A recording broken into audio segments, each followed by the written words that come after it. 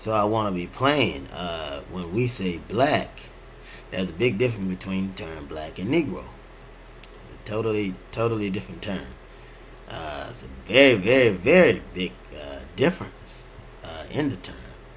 And we have to understand that. We miss it. And I don't think black people even get it. That when you say black, this is a militant term. It's at the opposite end of the pole, the color pole. You got white on one end, you got black on the other end. You got everything that the white isn't, the black is, and everything that the black is, the white isn't. So it is total opposite, total separate end of the spectrum. Totally. But when you use the term Negro, you know, that's a palatable term. Yeah. When you use the term Negro, then see, it's a term that the white man could use and be happy about. He was careful not to use black as time went on because he know you would get him.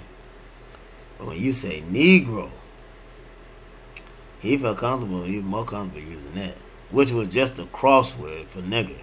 That's all it was. One of the best examples of it, I believe, which was an inspiration to me, a major inspiration to me, was this book that Robert F. Williams wrote, who was the NAACP president of the, I believe it was Monroe, North Carolina, NAACP chapter.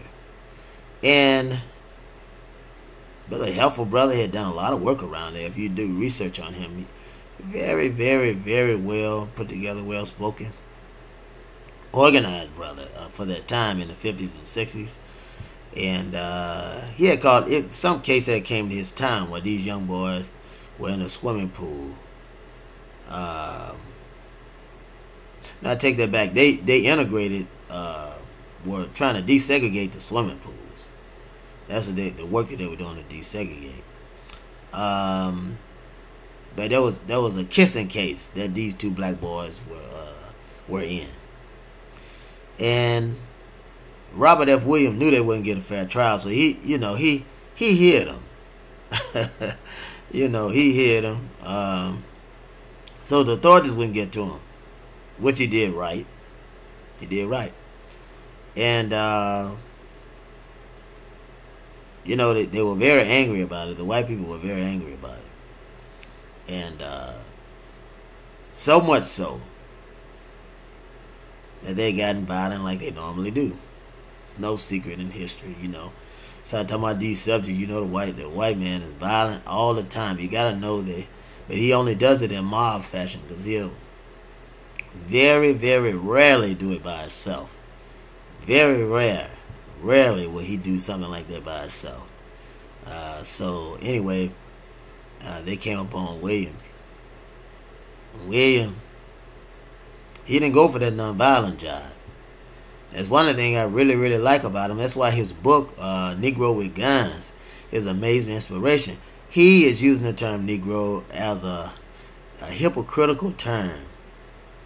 He's using it in a mockery type term. When you actually read the book, if you pay attention to it and get in the spirit of the writing and in the spirit of the revolution, then you understand that Williams is writing this, and he said, I want to exercise my rights, and he does. In a nutshell, he does. But he said, we need guns. He said, we're going to have to fight our way out of this. This comes from your Negro. I come from your black man. I come from your black man. It's come from your Negro. In other words, this is the one that you accepted. Now, he's an NAACP president back in the 50s and 60s, and Arthur Spingarn was the national president. So, and he was a Jew. So, these Jews will play fussy. So, they didn't want no black people with guns. He said Negro with guns. He said, well, I'm an NAACP head in North Carolina. We're going to exercise our rights, our Second Amendment rights. So that's the understanding that I get, and it's the appreciation for distinct message givings in certain terms, and how they can be used in sarcasm and things of that nature. And Williams seemed like a pro really at doing that, and also not manipulating but taking full advantage of the situation of white racism and how to respond toward it. And staying within the Constitution. Of course, they came after him. You know the story. He left and went to Cuba because they tried to file charges on him and everything. Him and his wife left and went to Cuba.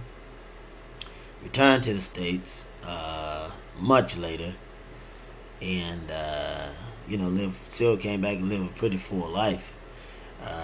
He passed in, I believe it was 95, somewhere around there. But his wife lived like 18 years more. And she just recently passed,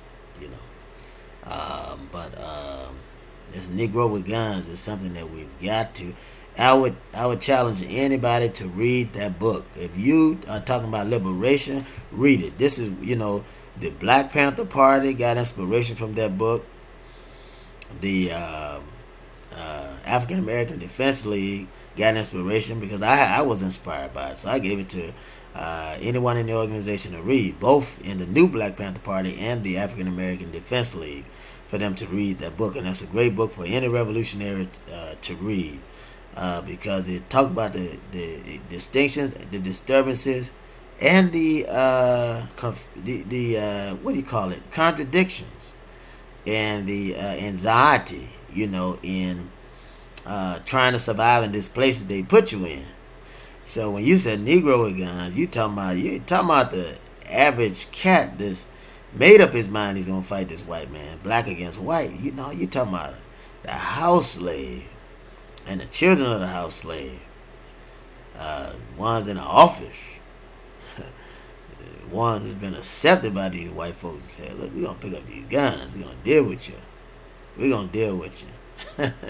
So that's what you're talking about. But I'm very, very, very thankful to have read that book, and I think it's something that everyone should read.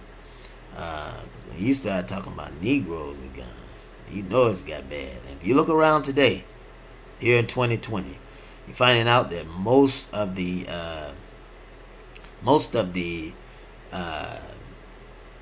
house lineage, the house Negro lineage, is now, when you look at them,